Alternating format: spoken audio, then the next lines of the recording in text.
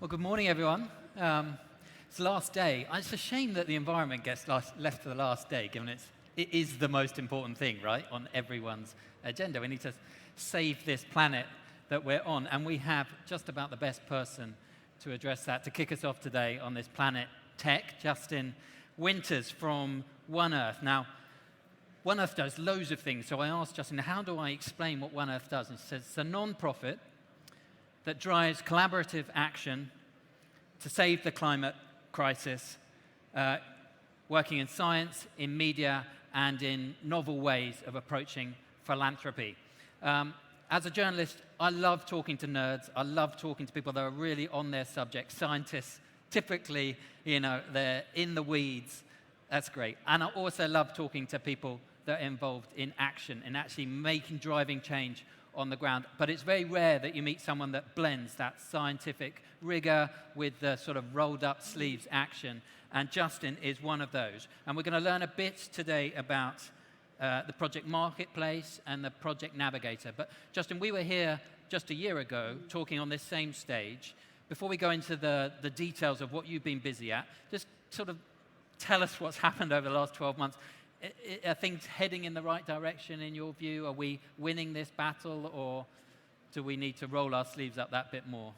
I mean, it's really a mixed bag, right? Like, I feel like we have made progress. We are making progress. Is it happening fast enough, quickly enough, and at scale enough? No. We need far more resources, far more people. But one thing that oddly does give me hope is that we've really moved past climate denialism. There are many studies out there that show that most people see, know, and believe that the climate crisis is happening. So it's no longer an issue of convincing everybody. People know it in their gut. I'm sure many of you out there feel it. What we're really up against right now is that most people think that you can't do anything about it. There's a really profound sense of climate nihilism. And that is, we know it's happening, we know it's terrible, there's nothing I as an individual can do. Another thing that we're seeing is, 7 out of 10 young people have severe eco-anxiety. That means every day they're carrying with them this incredible weight and pressure of anxiety and a sense of hopelessness. Imagine being 15, 18, 20, and really wondering if you have a future. That breaks my heart. And a lot of the work that we do is to help switch that frame to show people what's possible. And I think you've got some slides, haven't you? Can you talk us through some of the things that you are doing to give us that hope? Sure. So I don't have a science background. I have an activist background, a communications background, and an art background, actually. I came into this work 15 years ago and led the Leonardo DiCaprio Foundation for 13 years. And then in 2019, we spun off One Earth. We did that because One Earth has started a massive scope of work working with networks of scientists, really asking a key question. Is it even possible for us to solve the climate crisis? And if it is, how? And another big question driving our work with scientists around the world was, what is the role of nature in solving the climate crisis? We knew back in 2016 that they were deeply interconnected, but most people in the climate space were solely talking about the energy transition. They weren't really talking about the role of nature in solving the climate crisis and creating a vibrant future for all of us. That's changed now, gratefully. But I'm really, this opportunity to work with over 50 leading scientists in climate, biodiversity, and agriculture has led to a very clear framework that we hope is going to really empower people to act. And you've got some slides, though, to show us how you're acting, some of the things you've been busy on, right? Yeah, so I can show you. So back in 2017, we started the scientific work. The first big scope of work was a climate model. So we worked with leading scientists from the IPCC and funded and spearheaded and helped them develop a climate model that was initially produced in 2019. The second version of the One Earth climate model came out just a few months ago. It's a 500-page book, quite significant piece of scientific literature. It was published by Springer Nature. It is now the most downloaded climate text in that publisher's history. The most important thing that climate model tells us is that it is indeed possible to solve the climate crisis and limit global temperature rise to 1.5 degrees C with existing solutions. That's a very different message than a lot of folks here across the space, especially people working in technology. We actually have the solutions that we need right now. Can technology help us get it there faster? Of course, but we actually have everything that we need right now. So this led in very simple terms to this 3-pillar framework that you see up on the screen. We need to do 3 things to limit global temperature rise and save the planet, essentially. We need a just transition to 100% clean, renewable energy. That's across renewable power, renewable heat, renewable transportation, and energy efficiency. The second big one is nature conservation. So protecting and restoring 50% of the world's lands and oceans through land and ocean conservation, ecosystem restoration, and wildlife connectivity. And the third and last piece, which is a super exciting space, is the transition to regenerative agriculture. We need to transition to a net zero food and fiber shed systems. That's everything from regenerative croplands, sustainable rangelands, food waste reduction, and circular fiber sheds. To kind of take it to the next level, which is something we've just produced and finished, but we haven't published it yet, but I'll share it with all of you. This is a lot. I'll try to walk you through it top level, and I'm happy to talk to anybody after the talk about what this means, but we've created the Wonder Solutions taxonomy, which is a more detailed framework of the science that we have been helping to spearhead and fund with many scientists around the world. So up at the top again, you see those 3 solution pathways, or pillars as we call them: energy, nature, and regenerative agriculture. And then underneath, with all the color-coded bars, are the different solutions within each of those pillars. These are the 76 solutions that need to be scaled and implemented now. They're incredibly diverse, they're exciting, they're interesting, and it makes it very clear what we need to prioritize in order to solve the climate crisis and create a vibrant future. Underneath, which for me was especially illuminating, and for folks that have worked on these issues for a long time, they really appreciate the intersectional themes and levers of change. Intersectional themes are things that go across all these solutions pathways, everything from gender equity, social justice, biological diversity, sustainable livelihoods, youth leadership. And levers of change are the ways in which, this is the how we're going to implement these 76 solutions. So everything from public and private finance and changing resource flow to policy, but then also things like community action and education and awareness. It takes all these levers of change to actually drive the type of transformation that we need in order to protect our planet. There is no silver bullet. That is a false construct. In order for us to drive big systemic change that addresses everything from climate, poverty, social justice, protecting nature, we need all these levers of change to be implemented. And everybody needs to know what their part is and how they can contribute. Yeah. Amazing. You've been really busy over the last year since we met. And it's great to see how all that work, for years you've been working on the science, and now you're getting towards this. You've got these big bucket areas and then the pathways to action. But we still need the action piece, Yeah. right? Yeah.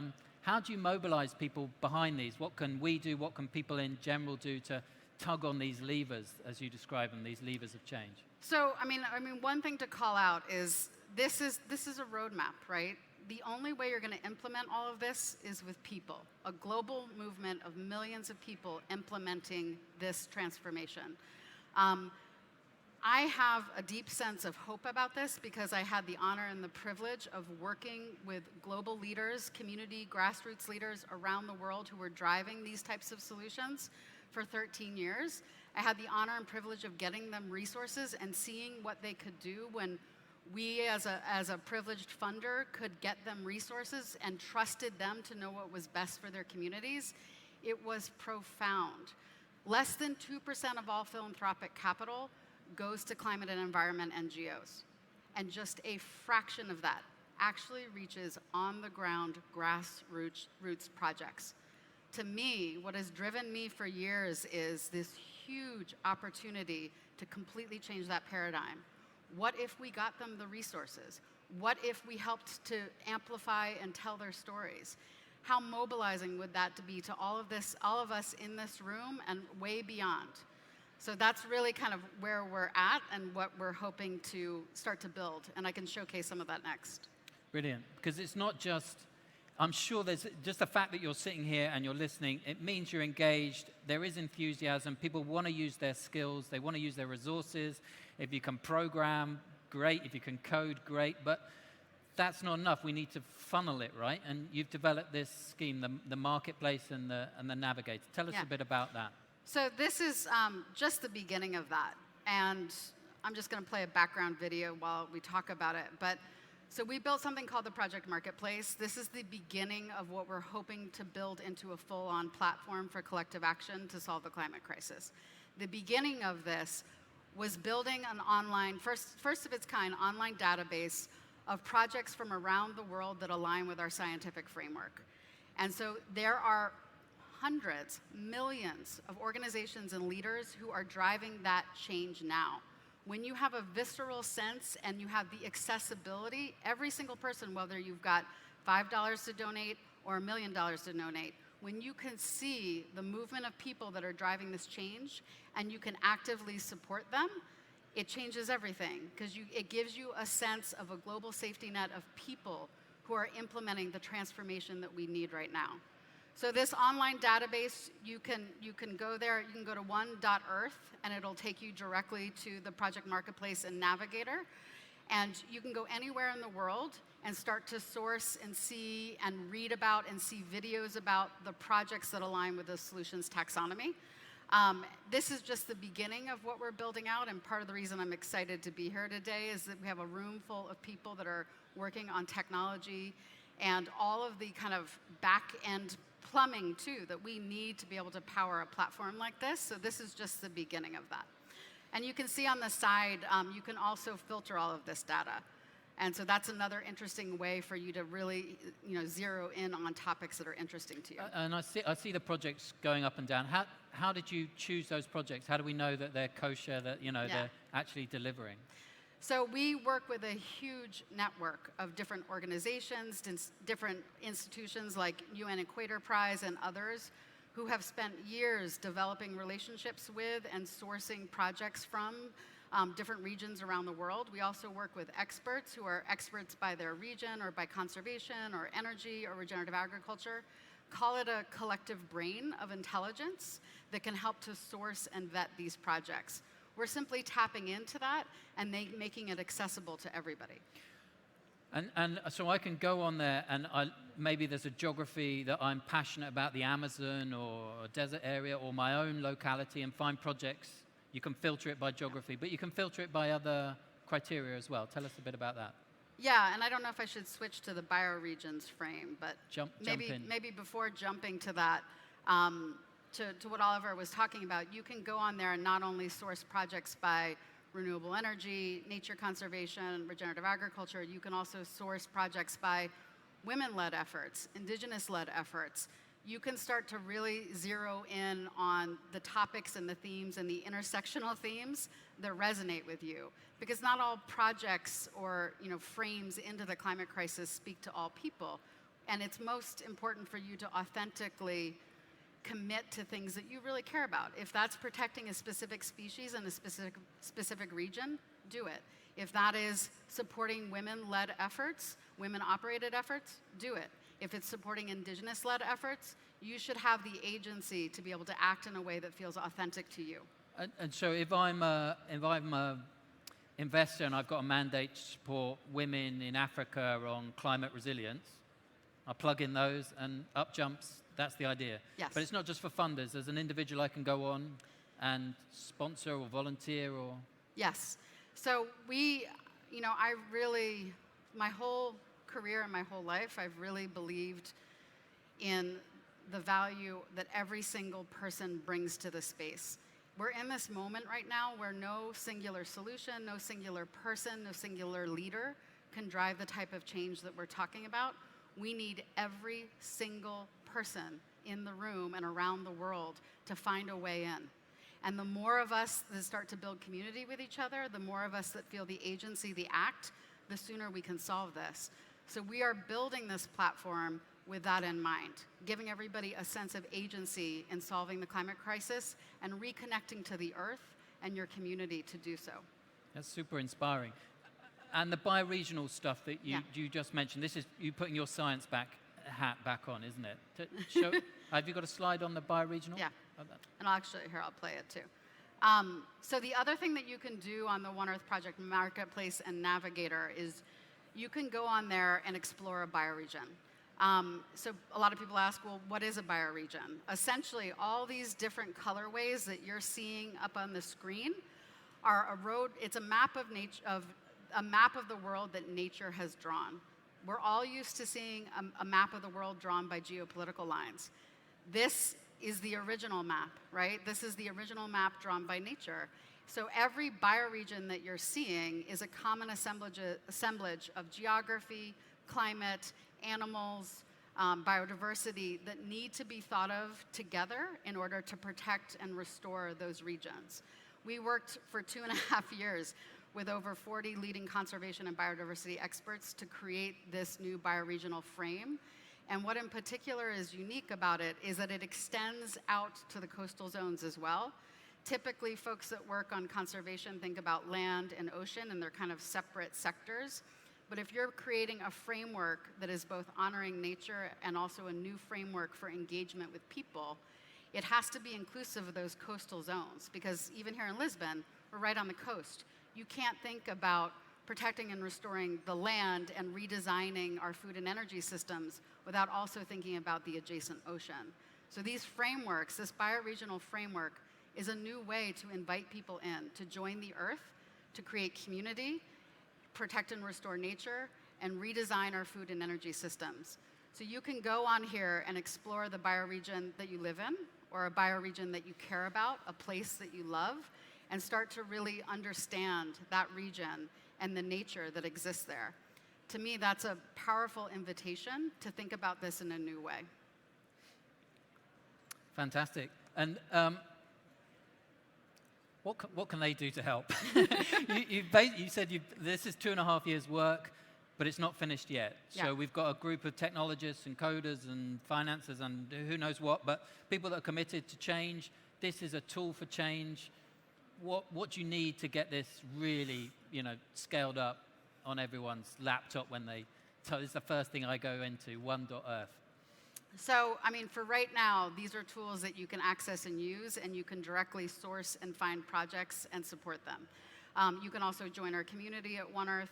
But where we are heading with this in 2023, which I think is relevant to this room, is as audacious as this is, we are really striving to build a platform for collective action to solve the climate crisis. Now, taking this to the next level means that you can join the earth. You can join your bioregion. You can build community with the people in your bioregion who care about the same things.